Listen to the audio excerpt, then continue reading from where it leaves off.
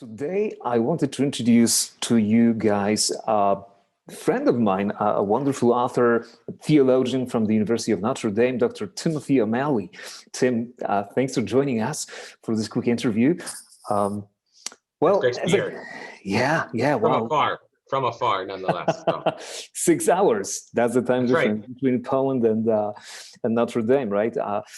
So let me ask, you are the academic director of the Center for Liturgy at the University of Notre Dame. What's your mission, guys? What do you guys do? Yeah, so the purpose of the Center for Liturgy is to bring forth the riches of Catholic liturgical tradition for answering key problems today, right? So what is the nature of Catholic education? How do we deal with secularization? What do we do about disaffiliation?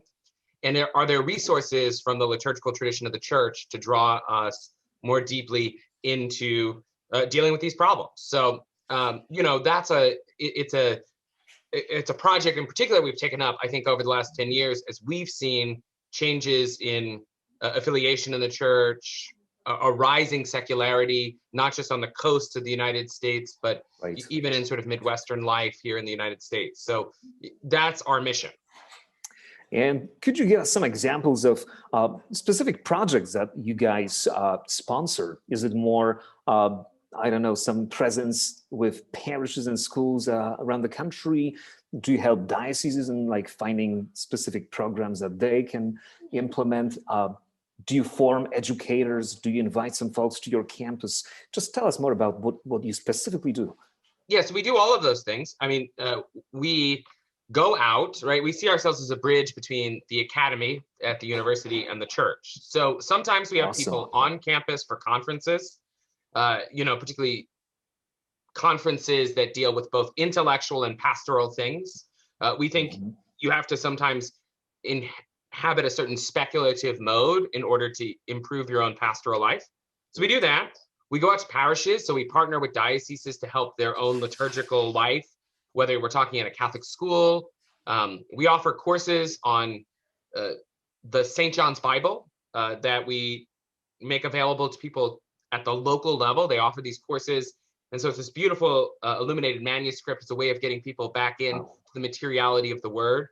And then, of course, we publish.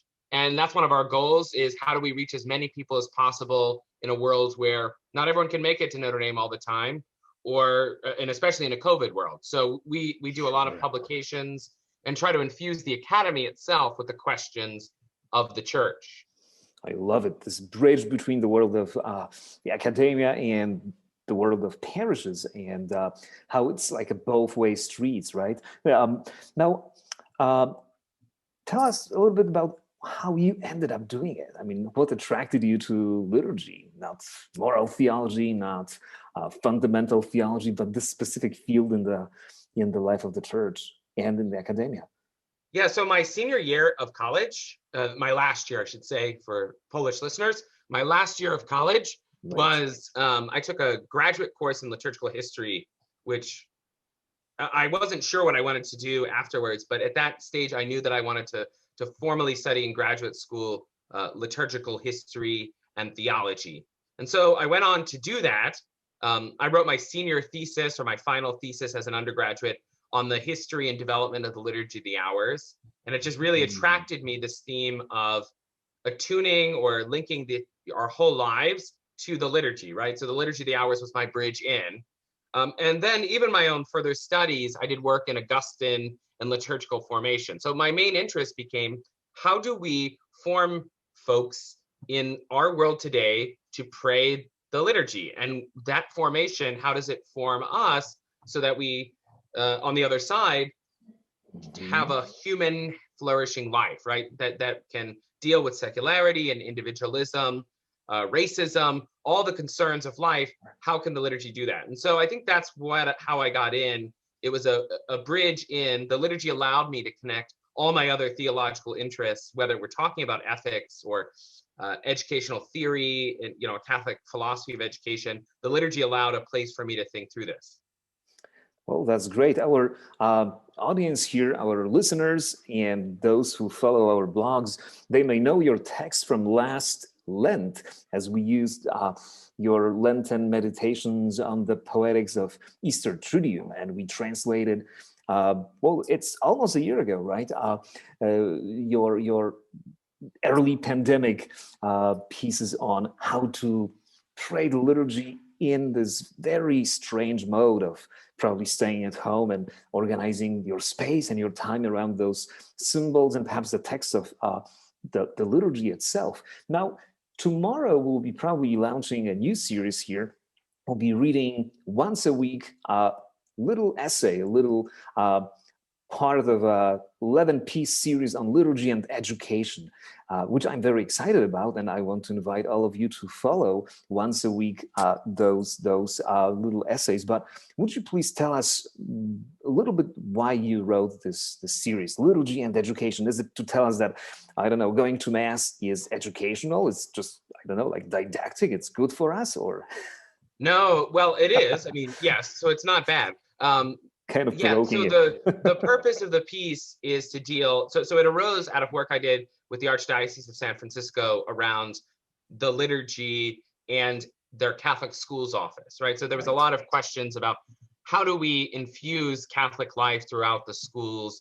As your listeners may not know, but Catholic schools in the United States are dealing with a particular kind of question, which is, well, what does it mean to be Catholic school today in a rather pluralistic society? And so one of the ways I wanted to invite people to think about education, right? How do we learn how a culture or a tradition is passed on, is that the liturgy itself provides a kind of image or an icon for thinking about it, right? So it's not just about going to Mass, although that is formative.